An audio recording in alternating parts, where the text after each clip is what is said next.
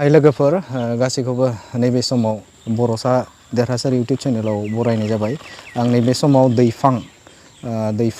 आं भैरबकुन्द थांग्रा जे लामा बेवहाय दङ। बे जायगानिफ्राय मेक्सिमाम 15 किल'मिटार नैबे भैरबकुन्दआ जायो। आं बेवहाय नोंथांमोननि सिगाङाव बै भैरबकुन्दखौ नोंथांमोननि सिगाङाव दिन्थिनो नाजागोन। आं नैबे समाव नैबे रौतानिफ्राय जों फैदों आरो रौतानिफ्राय फैयोब्ला नोंथाङा नैबे दैफां होननाय मोनसे जायगा, बे जायगाथिं सर्टकाट जायो भैरबकुन्दआ। अब्ला नैबे समाव आङो नैबे भैरबकुन्दआव थांनाय जे दैफां रड बेखौ आं नैबे समाव दिन्थिगोन। आं दसे समनि उनावनो बे भैरबकुन्दआव थांनानै गासैबो नुथायफोरखौ नोंथांमोननि सिगाङाव आं दिन्थिनो नाजागोन। स' बिदिब्ला गोबाव खालामला जों दिनैनि जे भैरबकुन्द बे लामा बेखौ जों जागायनोसै।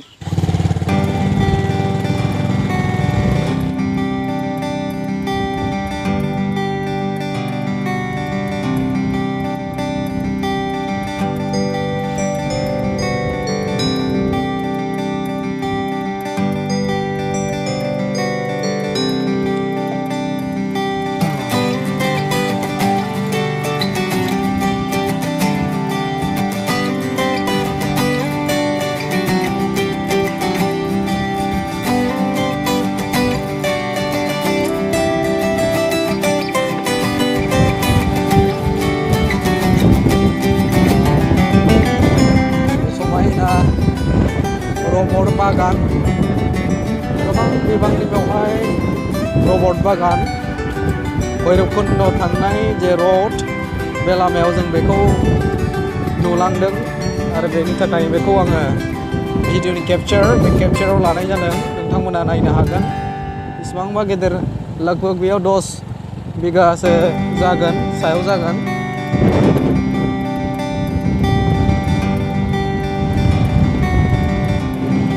लोगोफोर नैबे हाबिगावनि लांदां फोथार, बे लांदां फोथारसिम जों सौफैबाय। नोंथांमोना हजों साहा नायोब्ला नुनो मोनगोन नैबे भैरबकुन्दनि माखासे मिथिंगायारि थासारि, जे पाहार हाजो बेखौ एसे नुहुरबाय बे जायगानिफ्राय। नैबे केमेरानि सिगाङाव आं दिन्थिनो सानदों हजों रबार बागान, नैबे हाबिगावनि रबार बागान। नैबे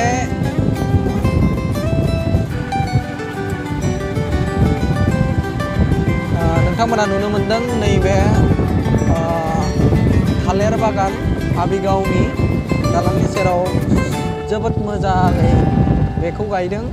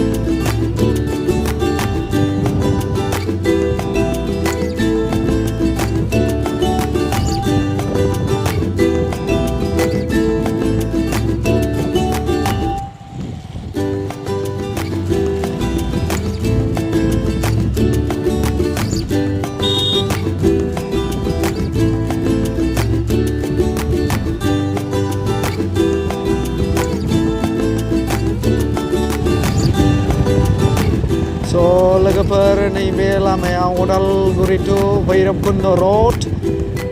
बे अदालगुरिनिफ्राय बेहालागै गासै 18 मिटारसो जागोन अदालगुरिनिफ्राय भैरबकुन्द। बेवहाय नोंथांमोननो आङो दिन्थिनो सानगोन जे बै अदालगुरिनिफ्राय फैनानै भैरबकुन्द जे रड, बेवहाय लामाया जोबोद मोजां। नोंथाङा गोसो बायदि गारि लाबोनानै दावबायनो हागोन। फेमास पिकनिक स्पट भैरबकुन्द बियो BTAD नि उदालगुरि जिल्लायाव दङ आसाम स्टेटनि आन्डाराव आरो बे मोननै रायजो मोनसे हादरनि बेन्दोङाव बे दङ फारसेथिं अरुणाचल प्रदेश आरो गुबुन फारसेजों Bhutan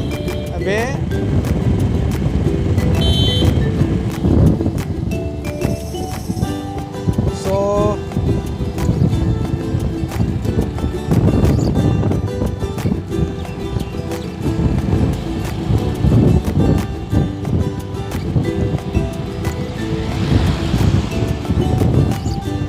SSB camp भैरबकुन्दनि SSB camp बेवहायनो चेकिं खालामनाय जायो गुबुनारिफोर फैयोब्ला फरेनारफोरखौ गुबुन हादरनि मानसिफोर फैयोब्ला बेवहायनो चेकिं खालामनाय जायो जे भारतबर्षखौ आसामखौ रैखाथि होदों होनोब्ला बिथांमोनानो रैखाथि होदों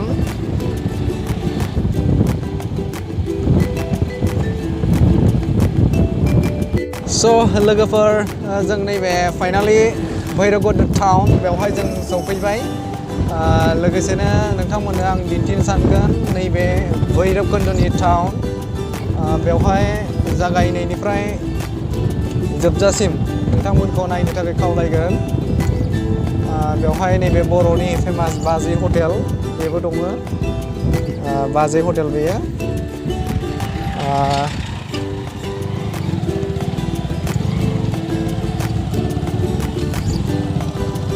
नैबे सनाइगाव समबाय समर्थि आंनि केमेरानि उनाव बेनो भैरबकुन्दनि टाउन नोंथांमोना नुनो मोनदों आंनि केमेरानि उनाव भैरबकुन्द टाउन बेयो बेवहायनो गोबां जायगानिफ्राय दावबायारिफोरा फैयो बेवहाय गोनांथि जानाय माखासे मुवा बेसादफोरखौ बेवहाय बायथुमनानै स्टक खालामो नैबे भैरबकुन्दनि आउटपोस्ट चेकिं पइन्ट बेवहायनो चेकिं खालामो हाबजेनबाय जोङो पिकनिक स्पट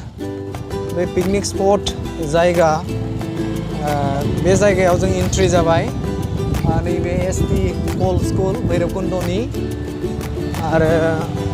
नोंथांमोना नैबे आंनि केमेरायाव नोंथांमोना नुनो मोनदों नैबे भैरबकुन्दनि बेसेबां समायना जे पाहार साखाथिथिं बेथिं नोंथांमोना नायोब्ला स्ल' खालाम नैबे शास्त्र सेमाबेल SSB केम्प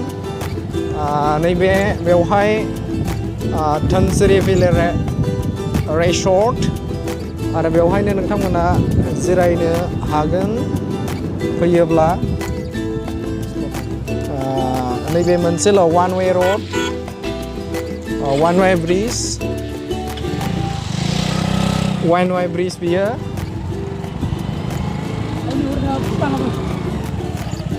नैबे केमेरानि साखा सिगाङाव नोंथांमोना नुयोब्ला नायोब्ला नुगोन बेयो भुटान होजों फारसे भुटान आरो नैबे उदालगुरि जिल्लानि भैरबकुन्द जायगा बेसेबांबा समायना फाइनाली भैरबकुन्द पिकनिक स्पट बे पिकनिक स्पटआव आंनि केमेरानि उनाव नोंथांमोना नुनो मोनदों आरो बेवहाय जोङो मोनफैबाय फैनानै जोबोद गोजोननाय मोनदों बे एक्साइटेड जादों बे जायगायाव फैनानै बेवहाय जों जाखिनि थासारि जोबोद मोजां इनभारमेन्टआ आंनि केमेरानि उनाव नोंथांमोना नुनो मोनदों नैबेथिंनो भुटान थांनाय रड बेथिं नोंथांमोना भुटान थांनो गोसोब्ला थांनो हागोन आरो बेवहाय एसे आगोलाव जोंनि इन्डियानि चेकिं पइन्ट SSBफोरा बेवहाय चेकिं खालामो बेवहाय नोंथाङा पास होनानै गावनि नाम एन्ट्रि खालामनांगोन बेनिफ्राय हाबलांनो हागोन ओजोंहाय आरो ओजोंहाय नायोब्ला नोंथांमोना नुनो मोनदों ओजोंहाय उदालगुरि बेजों थाङोब्ला उदालगुरि मोनगोन आरो लोगोसेनो नैबेथिं आंनि जे केमेरानि जे उनाव नोंथांमोना भैरबकुन्द पिकनिक स्पट नोंथांमोना फिन बे जायगा स्पट बे स्पटआव लांनानै दिन्थिनो सानदों बे पिकनिक स्पटआव जों एन्ट्रि जाबाय दा जों बेवहाय थांगासिनो ससेल'सै जायगाया बेखिनिखौनो बा बेखिनियावनो पिकनिक स्पटखा नुदोंब्ला साखाथियाव हजों नैबे बड'लेण्ड रेस्टुरेन्ट बेवहाय समायना रेस्टुरेन्टनि मोखां नोंथांमोना नुनो मोनदों दे बेवहायनो गोबां गुबुन गुबुन जायगानिफ्राय पिकनिक जानो फैयो हजों थाहैबाय अरुणाचल प्रदेश आंनि केमेरानि सिगाङाव आरो ओजोंहाय आसाम उदालगुरि नोंथांमोना नैबे समाव जोंनि फुंनि नैबे फाइनालि जों भैरबकुन्द'आव जों सौफैबाय आरो बेवहायनो नोंथांमोना नैबे जायगा आंनि केमेरानि उनाव गोबां समायना नुथाय बा जायगा बे जायगायावनो गोबां मानसिफोरा दासिमहालागै पिकनिक जागासिनो बेवहाय नोंथांमोना नुनो मोनदों नैबे गुबुन गुबुन जायगानिफ्राय फैनानै बेवहाय पिकनिक जाफैदों आंनि साखाथि केमेरानि उनाव नोंथांमोना नुनो मोनदों नैबे हाजो फाहार बेवहायबो गोबां मानसिफोरानो पिकनिक जाफैयो माखासे समायना नैबे दैमा बोहैलांदों बे जोंनि आसामाव गोग्लैहैयो थामहिनबा उदालगुरि जिल्लाथिं बे दैया बोहैलांनाय आंनि केमेरानि जे उन नैबेथिं साखाथिजों नायोब्ला नोंथांमोना बेथिं थाङोब्ला अरुणाचल प्रदेश मोनगोन आरो नैबे आंनि केमेरानि जे उनाव ओजोंहाय हायेन आसामनि आंनि केमेरानि जे नैबे उननि बाहागो बे उननि बाहागोआव भुटान हादर बे आंनि केमेरानि उनाव नोंथांमोना नैबे सिङाव नुहुरदों गोबां मानसिफोरानो पिकनिक जागासिनो बेवहाय गोबां गुबुन गुबुन जायगानिफ्राय पिकनिक जानो फैयो नोंथांमोनखौबो आं खावलायदों बे एसेबां मोजां जायगा बे जायगायाव नोंथांमोना पिकनिक जानो फैनो बेवहाय नैबे बड'लेण्डनि बे मोनसे उदालगुरि जिल्लायाव थानाय जोबोद समायना जायगा गुबुन गुबुन जायगानिफ्राय बेवहाय पिकनिक जानो फैयो बेनिखायनो आं गासैखौबो बे जायगायाव खनसे सम फैनानै रंजाफैनो थाखाय आं खावलायदों आंनि केमेरानि उनाव नोंथांमोना नुनो मोनदों बैहाय गोबां सुबुंफोरानो बेवहाय पिकनिक जाफैदों नैबे भैरबकुन्द'आव माखासे सुबुंफोरा बेवहाय रंजाफैदों स' नायगिरि लोगो नोंथांमोन जे आंनि नोंथांमोननो जे दिन्थिनो नागिरनाय जे जायगा बे जायगायाव आङो थारैनो फैनानै जोबोद एक्साइटेड जादों मोजां मोनदों जायगायाव फैनानै नोंथांमोनखौबो बे खनायाव थानाय बड'लेण्ड एरिया थामहिनबा नैबे उदालगुरि जिल्लायाव थानाय बे जायगा बे भैरबकुन्द' जायगायाव नोंथांमोनखौ आं फैनो थाखाय गुरै खावलायदों स' बेवहाय थायो नोंथांमोना फैयोब्ला जोबोद गोजोननाय मोनगोन आं गोजोननाय मोनदों आं सानदों नोंथांमोनखौबो बे जायगायाव फैयोब्ला निस्सय गोजोननाय मोनगोन लोगोफोर दिनैनि बे स्मल ट्रिप नैबे उदालगुरि जिल्लानि सिङाव थानाय भैरबकुन्द' बै भैरबकुन्द'नि ट्रिपखौ आं बेखिनियावनो दोनथ'बाय नोंथांमोना आं जाखिनि नुथाय बा बेखौ आं दिन्थिनो नाजादोंमोन आं बेखौ दिन्थिबाय स' जों भैरबकुन्द' फैनायजों लोगोसे भुटानाव एन्ट्रि जादों भुटाननि नैबे फेमास हेंगिं ब्रिज बेवहाय जों दङ लोगोसेनो नोंथांमोना केमेरानि उनाव नुनो मोनदों नैबेथिं नायब्ला भैरबकुन्द' आरो नैबे आंनि जे केमेरानि उनाव बेथिं भुटान थामहिनबा जों भुटानावनो दङ नै भुटाननि हेंगिं ब्रिज बेवहाय रिंसार बन मोसाहारि आरो हरिस्वर बिथांमोना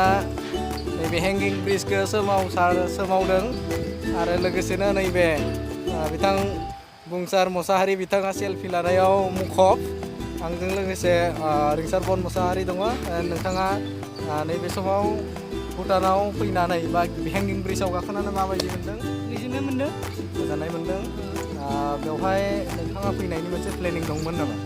आंथ' फैनायनि थाखाय प्लेनिं माने गोबां फैबाय थायो आङो सानफ्रोमबो फैबाय थायो बोसोरै जानुवारि फेब्रुवारि जाबा आरो मालाबा सम लोगोफोरजों फैयो पिकनिक जाफैयो बेरायफैयो बिदिनो मोनसे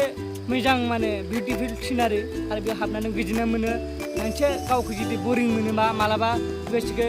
गोदाव सोराव मोनबा जों बेयावनो फैनानै मोनसे इन्जय खालामफैयो थिग बिदिनो जोङो